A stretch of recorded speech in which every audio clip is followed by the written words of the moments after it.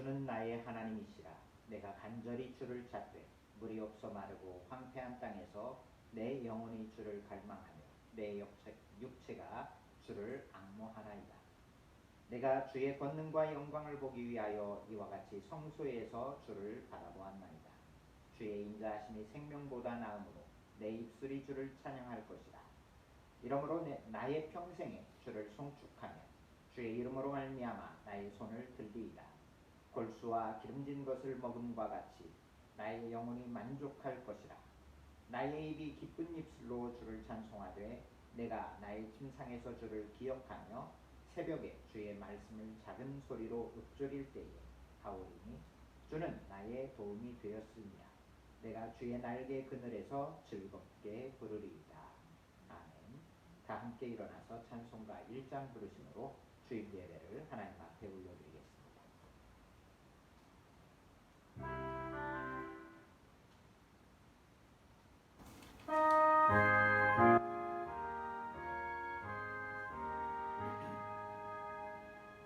만복의 근원 하나님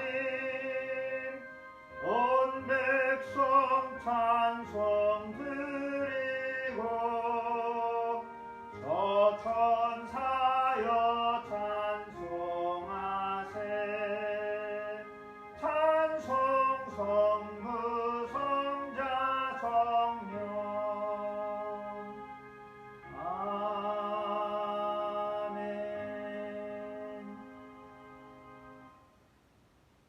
은혜의 아버지 하나님 감사합니다.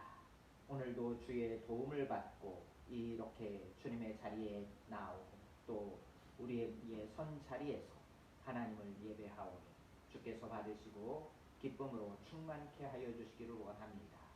우리의 발을 높은 곳에 두시고 하나님과 함께하는 자리가 되게 하여 주시옵소서. 감사드리며 예수님의 이름으로 기도드립니다.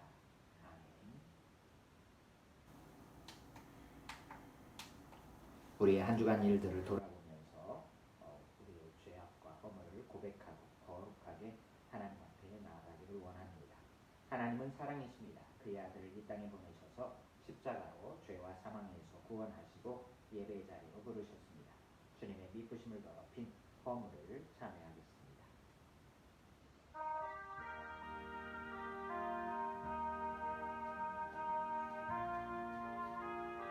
사랑의 아버지 하나님 감사합니다.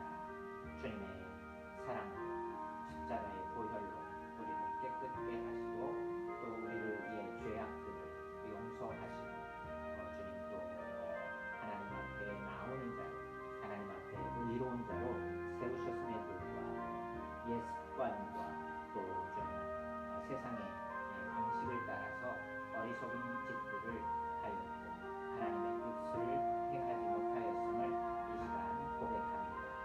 하나님의 뜻을 행하지 못할 뿐만 아니라 주님 또 생각과 생활에서 하나님의 아름다우심을 나타내지 못하였음을 빛과 소금의 역할들을 감당하지 못하였음을 이 시간 고백합니다.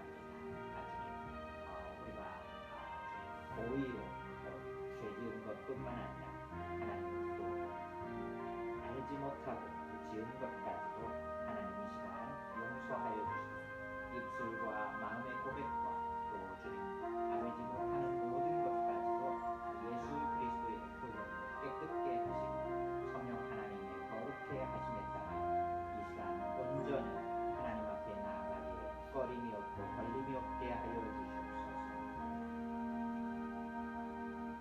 우리에게 자비의 약속이 있습니다.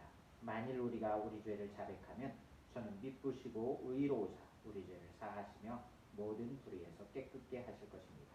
주님의 긍휼하심이 우리 모두에 있을 것입니다. 아멘. 사도신경으로 우리의 신앙을 같이 고백하겠습니다. 나는 전능하신 아버지 하나님 천지의 창조주를 믿습니다.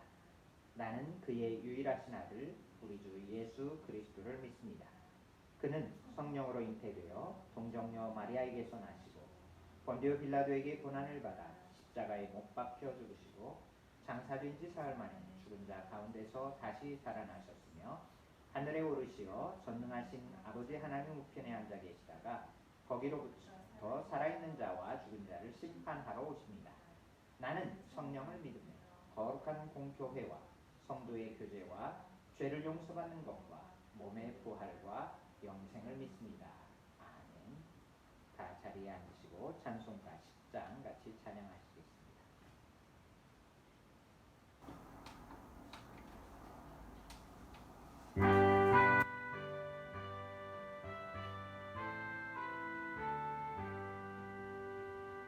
전능왕 오소서 주 이름 찬송케 하옵소서 영광과 권능의 성부여소서 우리를 다스려 주옵소서 강생한 성자여 오셔서 기도를 들으소서 택하신 백성들 복 내려주시고 거룩한 마음을 주옵소서 위로의 주 성령 오셔서 큰 증거 주옵소서 전능한 주시여 각 사람 맘에서 떠나지 마시고 계십소서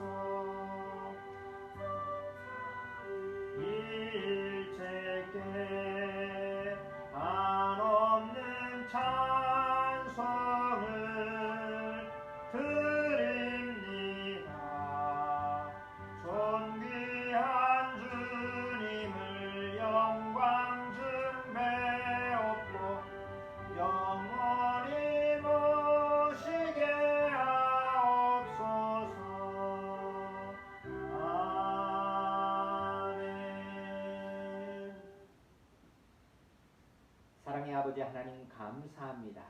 하늘에 가득 찬 하나님의 영광을 또 우리를 통하여 이 땅에 충만케 하심을 감사합니다. 은혜로 우리를 먼저 주님 가득하게 하시며 그 평강으로 그 충만함으로 이 세상을 섬기며 다스리게 하심을 감사합니다.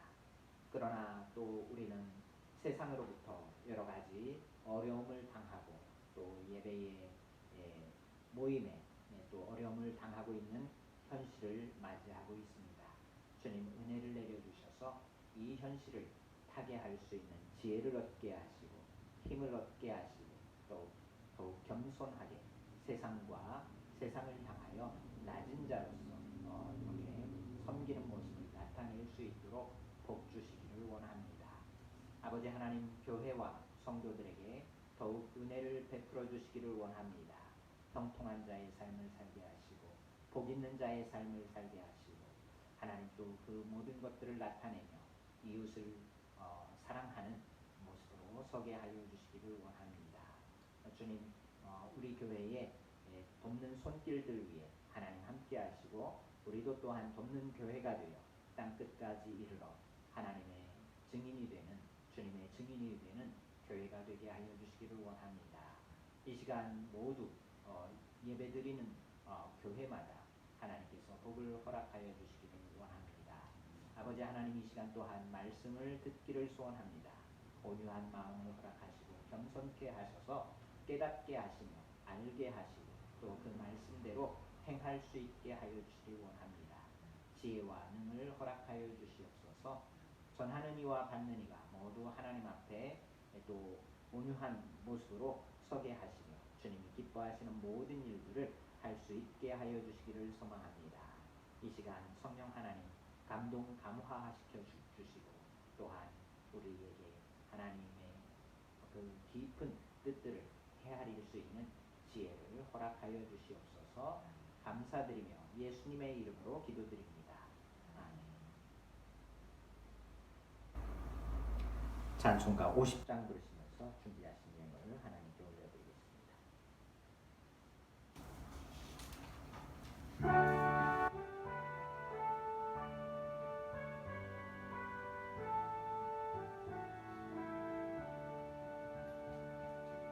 내게 있는 모든 것을 아낌없이 드리네.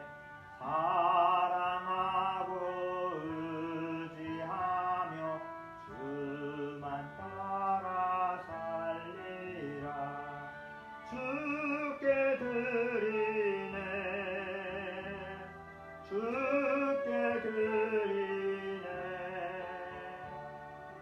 사랑하는 구주 앞에 모두 드리네.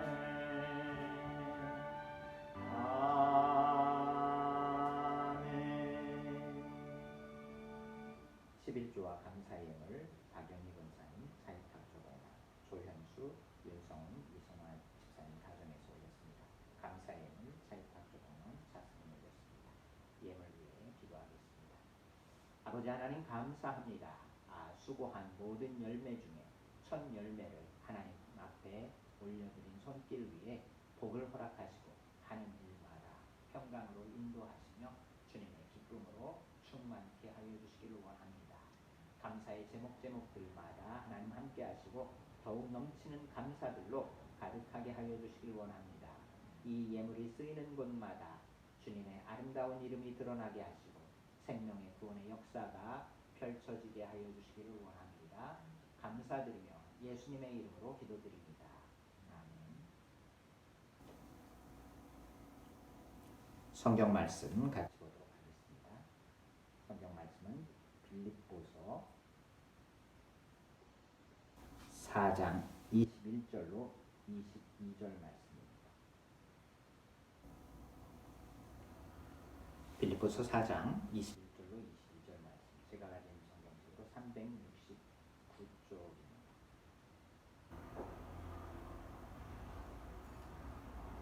다 찾으셨으면 같이 받들어 읽겠습니다. 그리스도 예수 안에 있는 성도에게 각각 문안하라. 나와 함께 있는 형제들이 너희에게 문안하고 모든 성도들이 너희에게 문안하되 특히 가이사의 집 사람들 중 몇이니라. 아멘. 그리스도인인 누구인가? 성도 또는 성인이라고 우리가 이렇게 밝혔습니다. 하나님께서 특별히 거룩한 백성으로 구별한 사람들이다. 성도다. 이렇게 말했고 이어서 우리가 먼저 누구인가가 중요한 그것과 더불어서 어떻게 사는가, 먼저 하나님을 이제 기쁘시게 하는 삶, 거룩한 삶, 성도이면서 거룩한 삶을 살고자 애쓰는 사람들이다. 이게 우리는 그리스도인이 누구인가, 무엇을 하는가, 이거를 생각할 때는 이렇게 순차적으로 하지만 어느 면에서는 이게 동시에 함께 가는 것임을 우리가 알 수 있습니다. 우리는 생각의 순서나 뭐 이런 설교나 이런 때에서 설명을 하기 위한 그런 순서로서 이렇게 나누어서 보는 것이지, 그것이 동시에 있다, 이루어져 나가고 있다, 내가 누구인가와 더불어서 어떤 일들을 하는가, 이러한 것들이 나타나고 있습니다.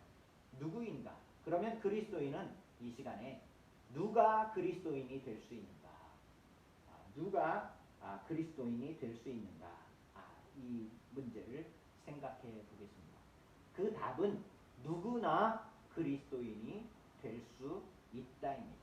누구든지 그리스도인이 될 수 있습니다. 바울 사도는 그리스도 예수 안에 있는 성도에게 각각 문안하라. 나와 함께 있는 형제들이 너희에게 문안하고 모든 성도들이 너희에게 문안하되 특히 가이사의 집 사람들 중 몇이니라. 여기에서 특히 가이사의 집에 있는 사람들 중 몇이니라 이렇게 말하고 있습니다. 이로부터 우리가 추론해낼 수 있는 것은 그 유대인이나 이방인이나 다 그리스도인이 될 수 있다는 것입니다. 가이사의 집 사람들 이러면 로마 사람들입니다. 이 편지를 쓴 사도는 바울 사도는 유대인이었습니다. 그런데 그의 동역자들은 많은 수가 대다수가 헬라인, 로마인, 헬라의 피를 이어받은 로마 시대의 사람들, 그러니까 이방인들입니다. 예를 들면 한 사람은 사랑을 받는 의사 누가였습니다. 역시 그 이방인이었고 데마 역시 그렇습니다. 또 이 가운데에 디모데 같은 경우는 이제 아버지는 헬라인 이방인이었고 어머니가 이제 유대인 그런 경우도 있습니다. 그러나 전체적으로 볼 때에 교회에는 유대인이든지 이방인이든지 누구든지 될 수 있는 것이 사실입니다. 많은 바울의 동역한 사람들 또 교회마다 이루어지고 있는 그 구성원들의 모습들을 볼 때에 우리가 이렇게 추론해낼 수 있고 또 결론 역시 마찬가지일 것입니다. 로마에도 역시 유대인들이 있었지만 대다수는 이방인이었을 겁니다.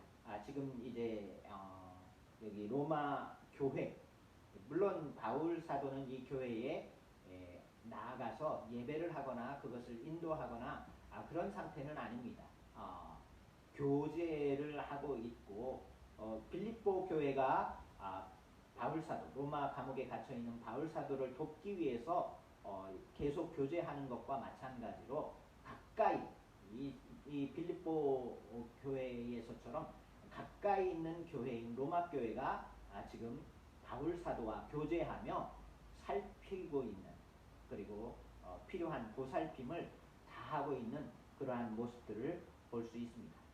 이 전통들은 계속 이어지고 있는 것을 우리가 알 수 있습니다. 교부 시대에도 이그나티우스라고 하는 그 감독이 이제 붙들려서 로마로 이송하는 그 가운데에 여러 지역을 거쳐 가는데 가는 곳마다 뭐 사람들에게 편지를 하거나 그 지역 교회들에게 이렇게 편지를 하는데 그 지역 교회들이 감독을 돕고자 또는 석방시키고자 애쓰는 것을 볼 수 있습니다. 그러나 이그나티우스는 이제 그러한 도움들이 나에게 필요 없다. 그러면서 이 지금 감옥에 가고 또 죽음의 길이 될지 모르지만 그건 역시도 감수할 수 있는 일이다. 믿음으로써 다 할 수 있는 일이다. 이렇게 하면서 이 지금 초대 교회의 모습들은 이 사람이 어디 출신이건 어느 교회에서 여기로 왔든지 필요한 모든 것들을 제공해주고 살펴주려고 하는 그러한 모습들이 있었던 것을 알 수 있습니다. 유대인이든지 뭐 헬라인이든지 관계가 없습니다. 또 뭐 이 바바리안이든지 이러한 것들에 대해서 관계가 없었습니다.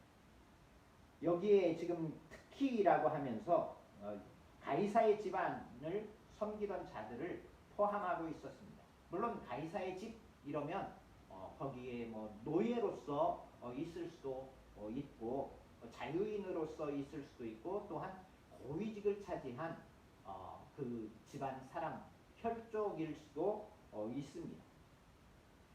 그러니까 황제와 관계가 있는 귀족 혈통 그러니까 가문의 혈통으로 이어진 사람들도 있었을 것입니다. 바로 이 점이 교회의 본질과 특성을 나타내주는 그러한 부분입니다. 유대인이나 헬라인이나 종이나 자유인이나 남자나 여자나 다 그리스도 예수 안에서 하나입니다. 차별이 없습니다.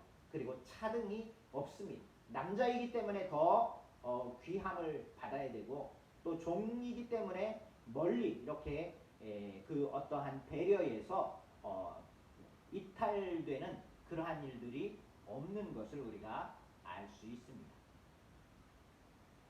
여기에 교회의 이러한 모습이 이게 보편적인 모습이고 일반적인 모습이고 그 당시에는 사회에서는 특수한 모습입니다. 그러나 교회 안에서는 가장 일반적인 모습입니다. 누구나 그리스도인이 될 수 있는 이유가 바로 여기에 있습니다. 국적이 문제가 되지 않습니다. 심리적 성향도 중요하지 않습니다. 일반적으로 이렇게 믿음 생활을 하고 종교를 갖는 사람들은 이 심리학이나 이러한 데에서 정서상 나약한 사람, 심신이 좀 미약한 사람들이 신앙을 갖기 쉽다고 주장하는 사람들도 있습니다.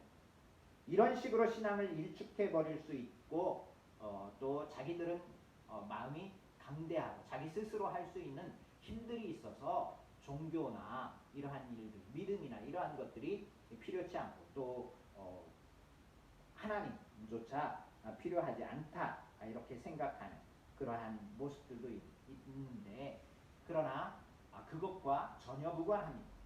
종교적 성향이나 기질이 있으면 그리스도인이 되는 것이고 그렇지 않으면 안 된다. 우리는 이러한 문제에 신경을 쓸 필요가 없습니다. 그들이 말하는 것에 주의할 필요는 없습니다. 왜냐하면 모든 사람들이 성향도 다르고 또 심리 상태들도 각각 다릅니다. 담대한 사람, 미약한 사람 그러한 구별들이 전혀 없습니다.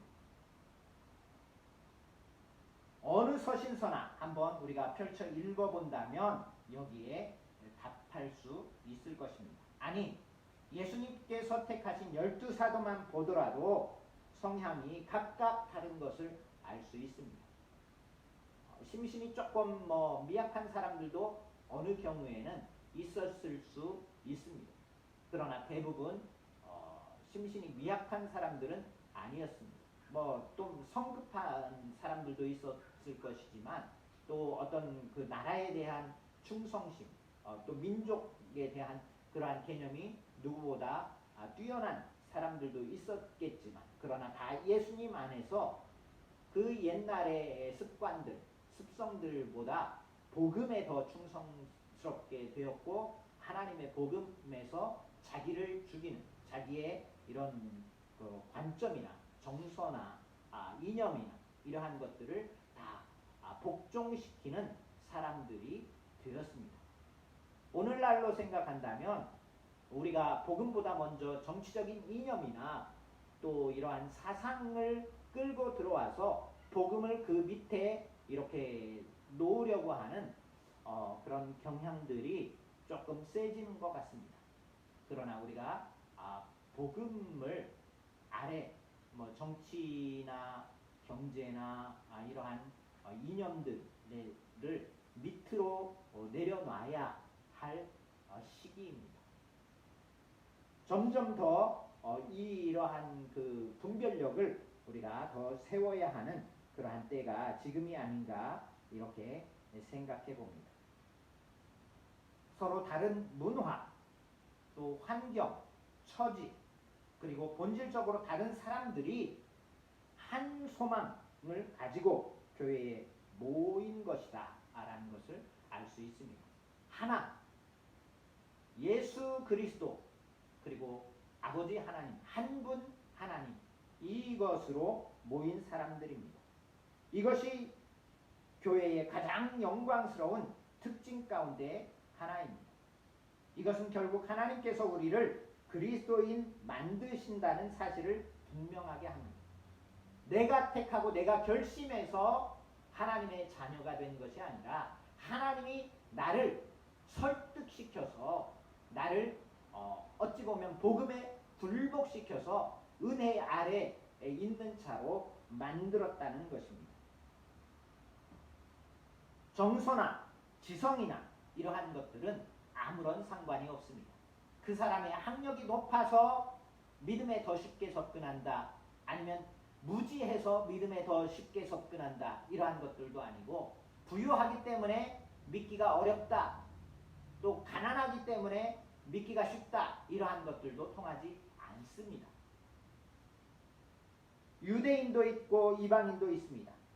과학적인 사람들, 예술적인 감수성이 뛰어난 사람들, 각기 다른 교육 수준, 이력과 여러 가지 문화에 속한 사람들이 교회를 구성하고 있습니다. 세상 어느 곳에 있는 교회든 다 마찬가지입니다. 하나로 획일된 그런 집단이라면 그거는 위험합니다. 대학생들로만 이루어진 그러한 선교단체, 그 힘들은 대단할 수 있습니다. 그러나 어떠한 위험이 있을 수 있습니다. 그러한 것들을 우리가 좀 생각도 해보면서 우리는 더 지성적으로 뛰어나기 때문에 교회 일을 잘할 수 있다.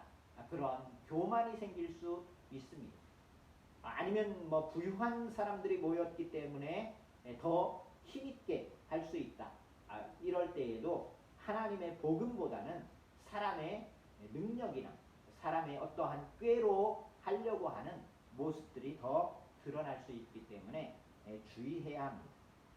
그것이 안 된다라는 것은 아닙니다.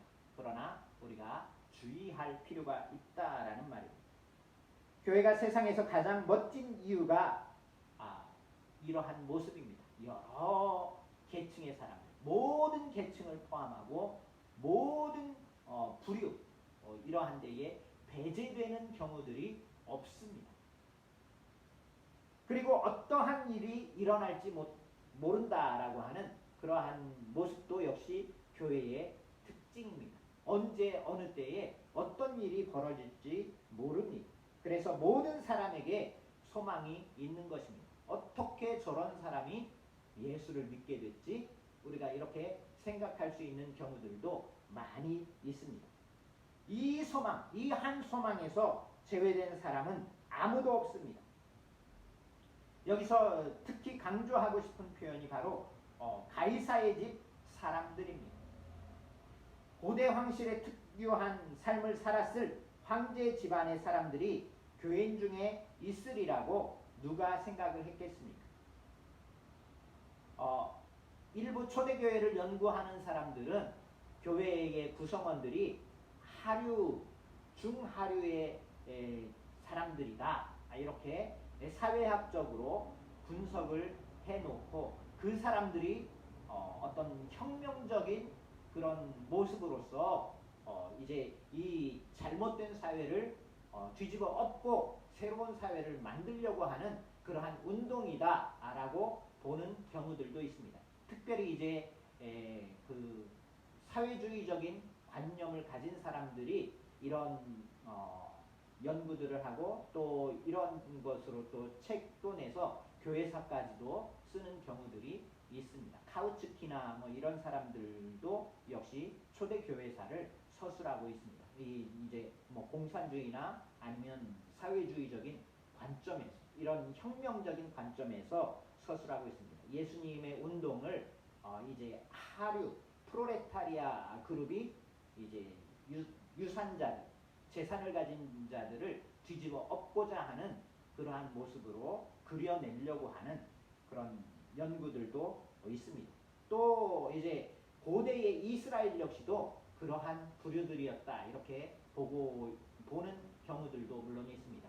히브리라는 말 자체가 이제 그 당시에 하류 계급들을 나타내는 용어다 이렇게 보는 모습들도 있습니다. 물론 여기에 대해서 이제 히브리 그 말의 어원이 에벨이라고 하는 강을 건너온 사람들이라고 하는 거기에서 나왔다.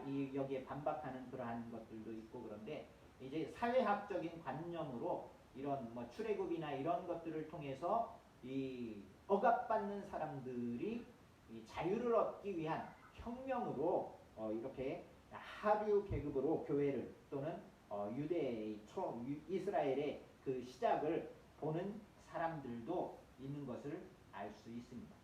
그러나 이러한 것들은 우리가 생각할 때에 보편적인 그런 것들을 얻지 못하는 내용이라고 볼 수 있습니다. 가이사의 집 사람들 이 말을 들을 때에 믿을 수 없을 만큼 놀라운 일이 아닐까요? 또한 다소의 이 글을 빌립보에 편지를 쓰고 있는 다소의 바울이라는 사람도 그가 그리스도인이 되었다는 이 사실이 정말 경이적인 일입니다. 이 사울이 회심했다는 소식을 들었을 때 사도들, 예루살렘 교회가 상당히 당황했습니다. 설마 그가 회심한 것은 우리를 잡아 죽이기 위해서, 우리를 더 쉽게 잡기 위한 계략에서 나온 것이 아닐까? 이런 의심들이 상당했습니다. 그렇게 어떻게 그런 일이 벌어질 수 있지? 그동안 예수 그리스도와 그 예수님을 쫓던 교회를 핍박하던 자가 아닌가. 그런데 어떻게 180도 달라져서 그러한 처지가 될 수 있을까? 이게 예루살렘 교회의 그 당황했던 모습입니다. 그리고 정말 그리스도인이 되었나 이거에 대해서 의심했습니다. 그런데 복음은 이 일을 해냈습니다. 또한 가이사의 집 사람들 중 몇 역시도 복음으로 말미암아 하나님의 교회에 이 포함된 것을 우리가 알 수 있습니다. 우리나라 복음 역사에서도 우리나라 처음에 복음이 이렇게 들어오고 나서 역사에도 뭐 주먹 세계에 있던 사람들 아니면 다른 종교에 있던 사람들 뭐 여러 부류의 사람들이 마음이 쇠약한 사람들이 아니라 지식인들 특별히 우리 같은 경우는 그 당시에 이제 유학이나 이러한 데에서 희망을 발견하지 못하고 이 기독교를 통하여 서학이라고 할 수 있는 서학과 기독교를 통하여 어떤 그 힘을 내고자 했던 그러한 모습들도 상당합니다. 우리나라의 처음 대통령인 이승만 같은 경우도 이제 감옥에서 선교사를 통해서 선교사가 전해준 이 성경책을 통해서 회심하게 된 그러한 모습들도 있었던 것을 알 수 있고 목사님들로 이렇게 되신 분들도 역시 많은 이런 경험들을 했던 것을 우리가 알 수 있습니다. 과연 저들이 복음을 받아들일 수 있는 그런 사람들이었나 이렇게 생각할 땐 아니 좀 생경한데 어찌 보면 좀 당황스러운데 어떻게 저 사람이 이 성도가 되고 교회에 다니는 교인이 될 수 있을까 이런 의심들이 있었을 것입니다. 그러나 누구든지 얼마든지 회심할 수 있습니다. 다소의 사울도 가이사의 집 사람들 가운데 몇 명도 회심했습니다. 그 누구도 회심의 가능성이 없을 것으로 우리는 생각해서는 안 됩니다. 오늘날 이 시대에 게이라든지 레즈비언이라든지 이런 운동을 하는 사람들 역시도 그들이 변할 수 있는 여지들이 충분히 있습니다. 우리 실력으로가 아니라 하나님의 복음이 그들을 무너뜨리고 새로운 삶을 살도록 할 수 있는 그러한 시대입니다.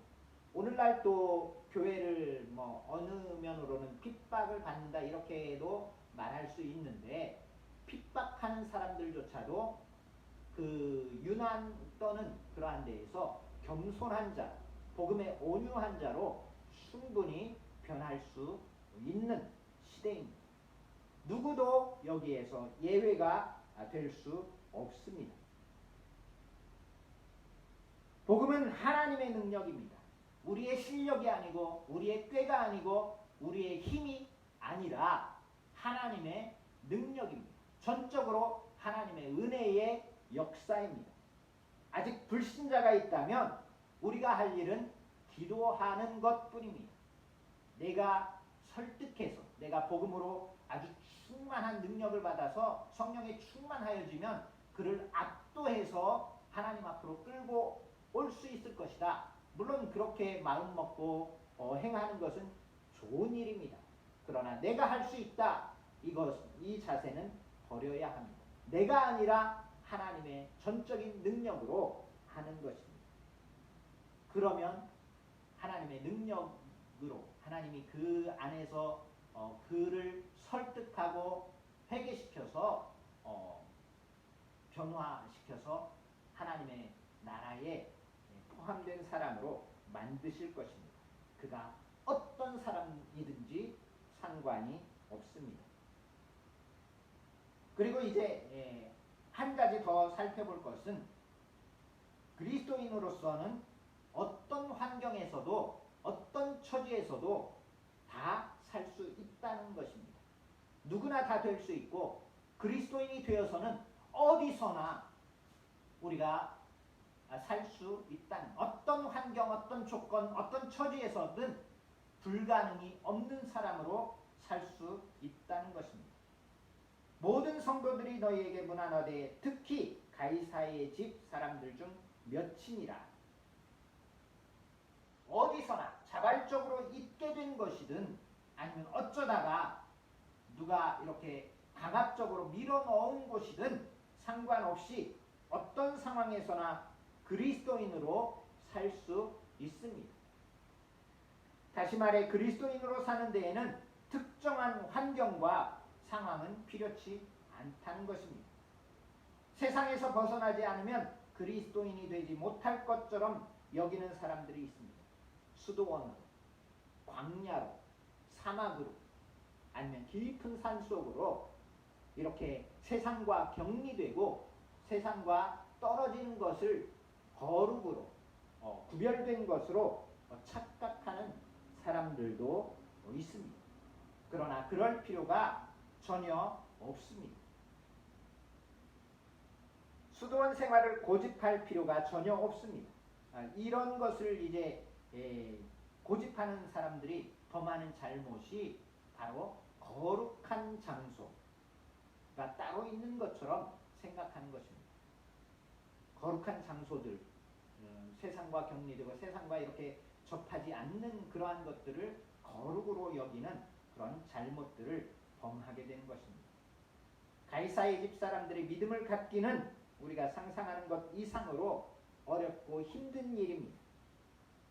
회심하면 직업을 바꾸거나 이사를 해야 하는 것처럼 생각하는 이들도 있습니다. 주류 회사를 다닌다.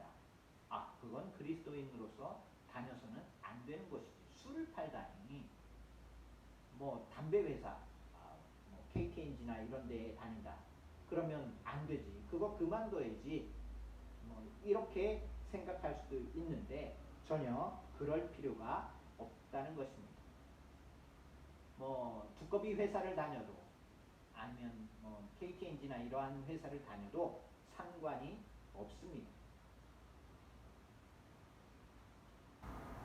이 말씀이 주는 교훈은 어떤 환경에서든지 그리스도인이 될 수 있다는 것입니다. 특정한 환경과 조건에서만 그리스도인으로 살 수 있다는 것이 아니라 어느 처지, 어느 시대, 어느 곳 할 것 없이 그리스도인은 어디든지 능동적으로 하나님의 은혜에 따라서 하나님이 주시는 능력으로 거기에서 그리스도인으로서 충분하게 살 수 있습니다. 그리고 그가 서 있는 곳에서 각기 처한 환경에서 복음을 증거해야 할 사명을 가지고 있습니다. 자신이 처한 그곳에서 거기에 맞는 방법으로 증언할 그러한 기술들을 우리가 익혀야 합니다. 오늘날에도 가이사의 집 사람들이 있습니다. 교수라든지 의사라든지 공무원을 비롯한 여러 부류의 사람들이 여기에 해당한다고 생각합니다. 성경에서 나오는 에스더나 느헤미야, 다니엘, 그리고 그 세 친구들 역시 우리가 생각할 때 가이사의 집 사람들이었다고 할 수 있습니다. 궁궐에서 왕의 부인으로서, 총리로서, 또 각 지방의 장관들로서 이렇게 있으면서 또 가르치는 자로서 있는 그런 모습들이 바로 가이사의 집 사람들. 가이사가 황제입니다. 아우구스투스, 뭐 카이사르 이런 용어로 이제 로마 시대의 황제를 표현합니다. 렉스 왕이란 말은 안 씁니다. 왜냐하면 로마가 시작하면서 왕정이었는데 그것을 깨뜨리고 민주정 내지는 공화정이 되었었습니다.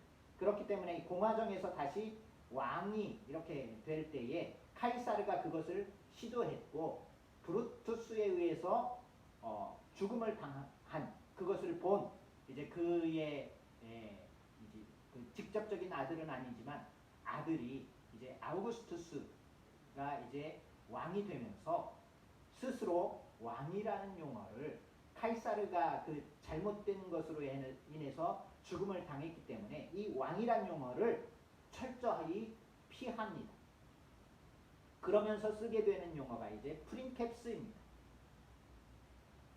제1시민, 우두머리 시민, 뭐 우리가 이렇게 번역할 수 있겠습니다.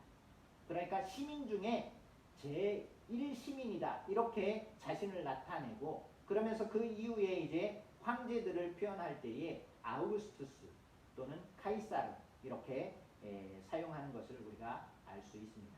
이제 또 284년 이후에는 동서로 나누어지고 거기에 정제를 이제 임금을 이제 아우구스투스로 쓰고 부제 다음에 이제 왕의 위에 오를 사람을 임명해서 카이사르 이렇게 사용하는 것을 우리가 역사를 통해서 알 수 있습니다. 어쨌든 카이사르 이러면 지금 이 시대에는 뭐 아우구스투스, 카이사르 이러한 것들이 구별이 없이 다 황제를 나타내고 있고 황제의 궁궐의 안에 있는 사람들 이게 가이사의 집에 포함된 그러한 내용입니다. 집이라고 하면 가문도 될 수 있지만 여기에서는 이제 국가 체제 이러한 데에 있어서 역할을 담당하는 사람 그 집에 속한 사람 이렇게 말할 수 있는데 여기에 지금 이러한 사람들로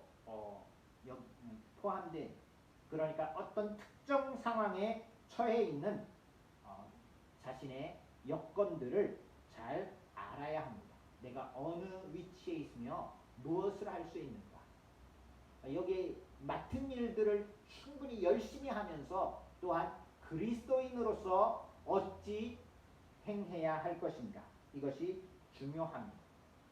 이 사람들은 남들이 빠지지 않는 위험에 빠질 수 있습니다. 특별히 지성인 집단에서는 동료들이 복음을 모욕하고 조롱하기 쉽습니다. 어떻게 이런 지성사회에서 그 진화론을 배격할 수 있는가? 진화론을 따르지 않을 수 있는가? 이상한 사람처럼 취급할 수도 있습니다. 그러면서 이런 환경에서는 또 위치에 그 지성인 세계에 있다면 복음을 부끄러워할 수 있는 그런 위험이 아주 큽니다.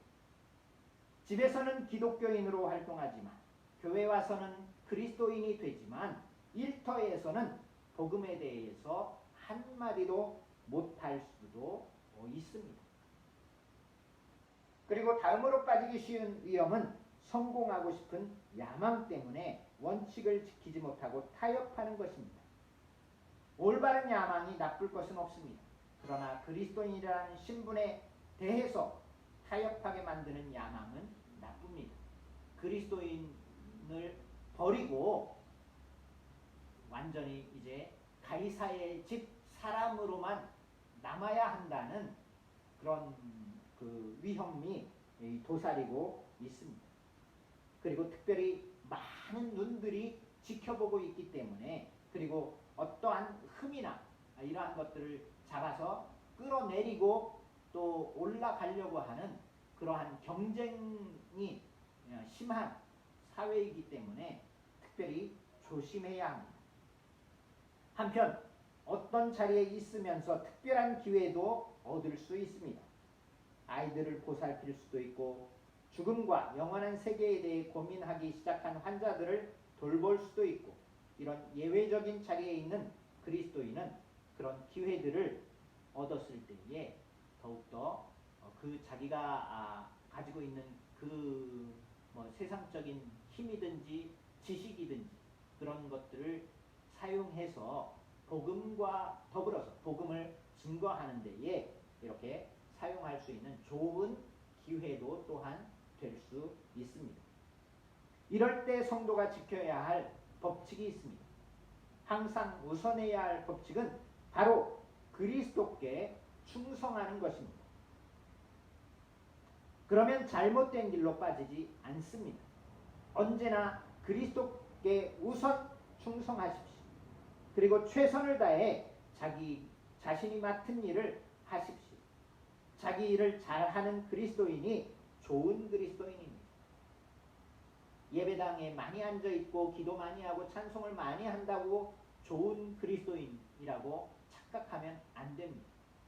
내 맡은 일들을 잘하면서 그리스도인답게 서 있는 그것이 더 위대하고 더 힘든 일입니다. 그리스도인 학생이라면 최고의 성적을 받기 위해서 노력해야 합니다. 1등이 되기 위해 노력하십시오. 그것도 그리스도를 훌륭하게 증언하는 방법입니다.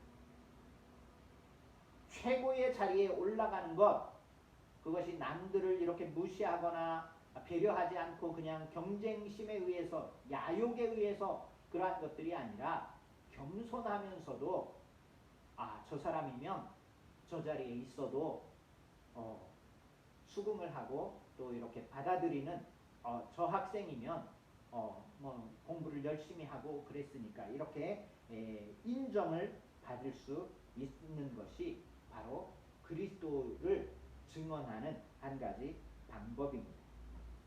먼저 그리스도께 충성하고 다음으로 자기 일에 열심하십시오. 지혜로워야 합니다. 너희는 뱀같이 지혜롭고 비둘기처럼 순결하라. 마태복음 10장 16절에서 주님께서 이렇게 알려주셨습니다. 복음을 소개하고 증언할 수 있도록 지혜로워야 합니다. 어리석은 사람이 되지 말고 기계적으로 일하는 사람이 되지 말아야 합니다. 사람들의 골칫거리가 되어서는 안 됩니다. 그리스도인이라는 신분이 얼마나 고유하고 예외적인 것인지 기억하고 참으로 복음을 증거할 수 있도록 지혜를 달라고 기도하기를 원합니다. 특별한 자리에 있기 때문에 남들 위에 서려는 유혹을 받을 수 있고 실제 그런 시도를 할 수도 있습니다. 가이사의 집 사람들도 이 시험을 겪었을 것입니다. 황제는 신을 자처하면서 모든 백성에게 가이사가 주님이라고 말하도록 명령했습니다. 이제 이 예수님 시대 이후에 초대교회 이제 사도들과 그 이후에는 황제가 신이 되는, 네로와 그 이후의 황제들은 이제 자신이 신이라고 하고 그것을 입으로 이렇게 하지 않으면 사자의 밥이 된다거나 이런 아주 심한 목숨을 잃어야 하는 그런 시기가 바로 이때부터입니다. 그러니까 가이사의 집에 속해 있다면 더욱더 위험합니다. 그 직을 다 버리고 포기할 수까지 있는 상황이 닥칠 수 있습니다. 황제를 주로 이 고백하라는 이 명령을 거부한다. 그것은 세상의 모든 것을 자기가 지금 가지고 있는 것을 잃는 것입니다.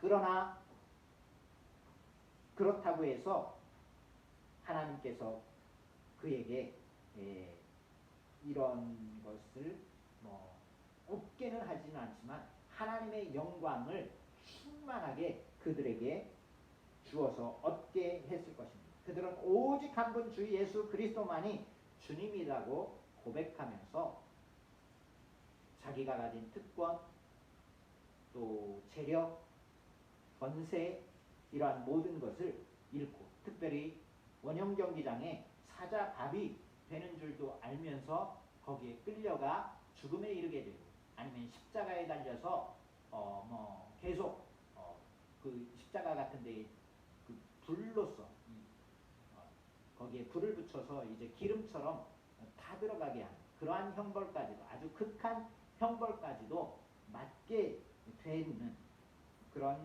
시기였는데 가이사의 집 사람들로서 그것을 견디면서 살았습니다. 그러면 또 가이사의 집에서 자기 일들을 했습니다. 결정적인 순간이 다가왔을 때에는 다니엘과 세 친구처럼 죽으면 죽겠다. 그것도 하나님이 살아계신 그런 것들을 나타내는 데에 부족함이 없다 해서 이 법칙을 지켰습니다. 목숨을 내놓는 한이 있어도 끝까지 그리스도께 충성해야 합니다. 마지막으로 모든 가이사의 집 사람들에게 한 가지 격려의 말씀은 이러한 사람들이 진실하게 충성하면 초대교회 가이사의 집 사람들에게 일어났던 일이 오늘날 이 시대에도 이 가이사의 집에 해당하는 여러분들에게 일어날 것입니다. 그리스도인임을 공개적으로 밝혀야 할 상황이 되고 그로 인해 많은 이들이 죽임을 당했습니다. 그런데 후에 무슨 일이 벌어졌습니까? 가이사 자신이 그리스도인이 되었습니다. 콘스탄티누스 황제가 그리스도인이 되었습니다. 그가 이렇게 되었을 때 로마 황제의 고문들이 그리스도인들을 쭉 지켜보다가 또 그리스도인들이 되었고 처음에는 한 줌의 무리에 불과했지만 그들은 성도이자 하나님의 백성으로서 그리스도의 이름을 위해 고난을 합당하게 받았고 고난조차 최고의 명예로 여겼고 그로 말미암아 황실이 그리스도인 황제로부터 그리스도인이 되는 그러한 역사를 만들어낸 장본인들이 바로 이들이 아니었을까. 가이사의 집 사람들과 그 후예들이 물론 다른 교회의 여러 사람들을 생각할 수 있지만 그러나 가장 가까이에서 가장 큰 일을 이런 변화의 역사를 만들어낸 사람들이 바로 가이사의 집 사람들의 중 몇 명이 했던 죽음을 감수하면서까지 복음으로 그것을 지켜냈던 사람들의 그 결과요 영광이었습니다. 순교자의 피가 곧 교회의 씨이다. 이렇게 말했습니다. 교부가 이렇게 말했습니다. 이처럼 그리스도와 그 진리를 지키는 자들은 하나님이 자신의 증언을 높여주시고 영광의 면류관을 씌워주시며 영광 가운데 특별한 상금을 주실 것을 확신해도 좋습니다. 가이사의 집 사람들에게 예외적인 위엄과 기회가 다 주어져 있습니다. 그리스도께 충성하라는 절대 법칙을 지키는 사람은 자신의 일이 헛되지 않을 것임을 확신해도 됩니다. 지금 당장이 아니라 몇 세대 후에라도 그들을 통한 그 씨앗들이 뿌려져서 아름다운 열매로 만들어지는 그런 영광을 누리게 될 것입니다. 이러한 교제, 성도의 교제, 하나님의 백성의 교제에 참여하는 특권을 받게 된 우리가 하나님께 감사를 올리는 그러한 시간들이 되고 우리의 삶 속에서 내가 어느 처지에 있어도 나는 그리스도인으로서 변함없는 충성을 다할 것이다. 이런 힘과 지혜를 얻는 성령의 도우심을 받는 저와 여러분이 되기를 소망합니다. 사랑의 아버지 하나님 감사합니다. 우리가 하나님의 은혜로 말미암아 그리스도인 성도가 되었고 거룩한 삶을 추구하며 또 이 땅에서 우리에게 하는 일자리에서 일터에서 영광의 하나님을 높이는 그러한 본분을 다하며 맡은 일에 충성하는 자로 살게 하여 주심을 감사합니다. 필요한 지혜와 능력을 시시각각으로 우리에게 주시고 하나님의 영광을 나타내기에 부족함이 없도록 날마다 동행하여 주시옵소서. 감사드리며 예수님의 이름으로 기도드립니다. 찬송가 359장 같이 찬양하시겠습니다.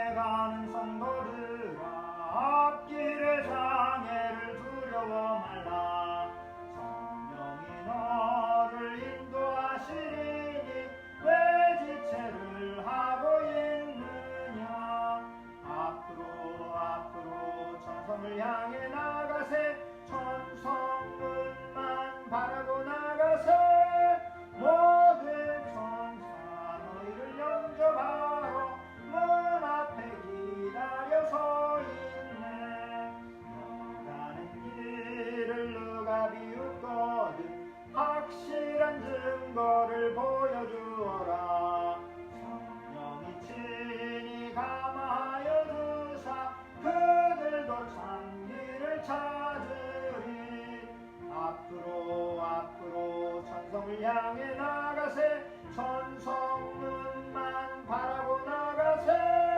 모든 천사 너희를 영접하러 문 앞에 기다려 서 있네. 가는 길을 모두 가기 전에 내 손에 근검을 꽂지 말아라. 전하기 중계 모두 깨뜨리고 끝까지 잘 싸워 이겨라. 앞으로 앞으로 천성을 향해 나가세. 천성문만 바라고 나가세. 모든 천사 너희를 영접하러 문 앞에 기다려 서 있네. 성경 퀴즈 대회가 9월 넷째 주에 있습니다. 이에 필요한 자료를 이번 수요일까지 올려놓고 또 같이 볼 수 있도록 하겠습니다. 그리고 시험 볼 때에는 성경을 볼 수 있도록 오픈북으로 할 수 있게 그렇게 하겠습니다. 사회적 거리두기가 오늘까지인데 또 뭐 연장될 수도 있겠지만, 그러나 다음 주부터는 모여서 예배하는 것을 두려워하지 않고 이렇게 했으면 합니다. 함께 기도해 주시고 또 마음으로 준비해 주시기를 소망합니다. 다 함께 일어나서 찬송가 53장 부른 후에 축도로 마치겠습니다.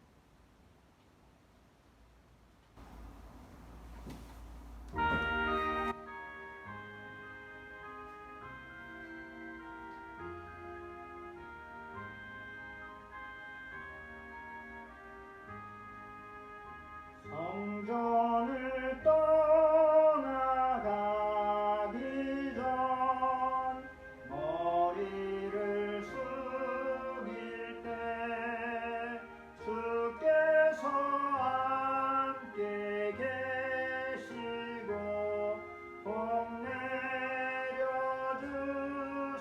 내려주소서.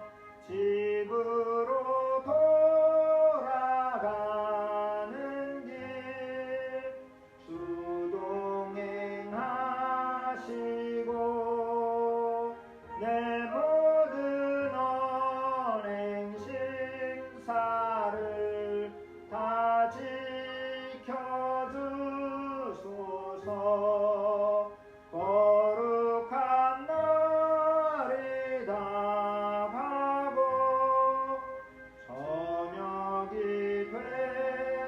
되도록 주 우리 맘에 빛 되사 늘 계시옵소서. 아멘. 주 예수 그리스도의 은혜와 하나님의 사랑과 성령의 교통하심이 이 시간 주님의 뜻을 온전히 따르며 어느 처지에서든지 하나님의 영광을 나타내기를 소원하는 여기에 모인 우리와 온 교회 위에 이제와 영원히 함께 있을지어다.